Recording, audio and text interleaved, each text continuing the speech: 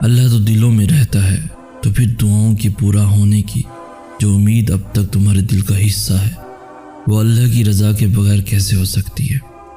صبر تو یہ ہے کہ تم تب بھی اللہ کی قدرتوں سے انکار نہ کرو جب مقدر تمہیں ہرا چکا ہو۔ صبر تو یہ ہے کہ تم تب بھی اللہ کے منصوبوں پہ یقین رکھو جب تم درد سے ٹوٹ کر بکھر چکے ہو۔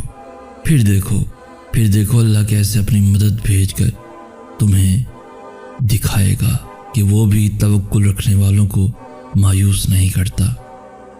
تم ہمیشہ اللہ سے اشارہ مانگتے ہو، ہمیشہ اللہ کے جواب کا انتظار کرتے ہو۔ اللہ تمہیں یہاں تک اس لیے تو نہیں لایا کہ تم اس سے بدگمان ہو جاؤ، لیکن اب جب وہ تمہارے دل کو دعاؤں میں الجھائے ہوئے ہے اور سجدوں میں لگائے ہوئے ہے اور پھر یہ سوچنے لگو کہ شاید